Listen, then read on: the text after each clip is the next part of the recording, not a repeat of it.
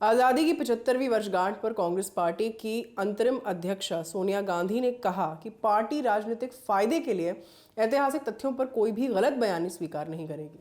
सोनिया गांधी ने अपने संदेश में कहा कि गांधी, नेहरू, पटेल, आजाद जैसे महान राष्ट्रीय नेताओं को असत्यता के आधार पर कटघरे में खड़ा करने का हर प्रयास कांग्रेस पार्टी पूरी ताकत से उसका विरोध करेगी। सोनिया गांधी ने केंद्र सरकार को आत्ममुग्ध बताया। उन्होंने कहा कि ये सरकार स्वतंत्रता सेनानियों के महान बलिदानों और देश की गौरवशाली उपलब्धियों को तुच्छ साबित करने पर तुली हुई है।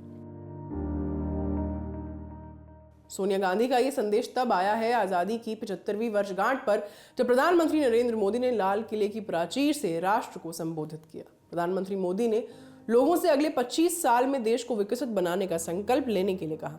अपने संबोधन के दौरान प्रधानमंत्री ने 5 प्रण दिए।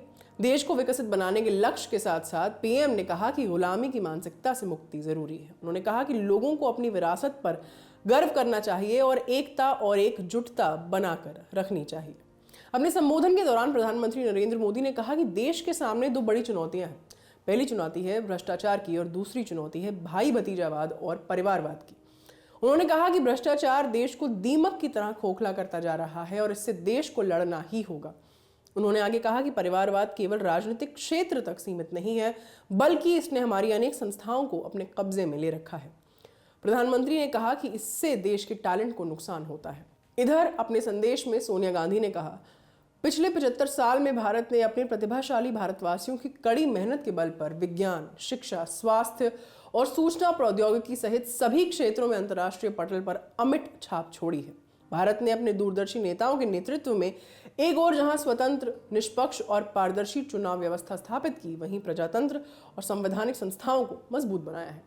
सोनिया गांधी ने आगे कहा कि भारत ने भाषा, धर्म, संप्रदाय की बहुलतावादी कसौटी पर हमेशा खरा उतरने वाले एक अग्रणी देश के रूप में अपनी गौरवपूर्ण पहचान बनाई है। ये सारी जानकारी एकत्रित कर लिखी थी आपके लिए हमारे साथी मुरारी ने। कैमरा के पीछे है जतिन, मेरा नाम है आस्था। अपना ख्याल रखिए और देश और दुनिया से जुड़ी तमाम जरूरी खबरों के लिए बने रहिए दी लल्लन टॉप के साथ। आज़ादी के 75वीं वर्षगांठ की आप सभी को बहुत बहुत बधाई। शुक्रिया। दी लल्लन टॉप मतलब आपकी खबरें पढ़ने का एक्सपीरियंस बदलने वाली वेबसाइट। यूट्यूब और फेसबुक पर भौकाल काटने के बाद अब बारी है ऐप की। लल्लन टॉप ऐप जो लॉन्च होते ही कुछ ही घंटों में बन गया था नंबर 1। प्ले स्टोर से एंड्रॉयड ऐप इंस्टॉल कीजिए और जुड़े रहिए लल्लन टॉप खबरों से। अब एक ही जगह पर मिलेंगे पॉलिटिकल किस्से, लल्लन टॉप शो, चुनावी कवरेज, पड़ताल और आसान भाषा में। पाइए लल्लन टॉप की वीडियो सबसे पहले, फेसबुक और यूट्यूब से भी पहले। खबरें और वीडियो का आपको मिलेगा नोटिफिकेशन। बड़ी खबर हो या फिर हो किस्से, सब आपके फेवरेट सेक्शन आपको हैं बताने। इतना ही नहीं, क्रिकेट मैच का स्कोर और इलाके में मौसम का जोर भी जानिए।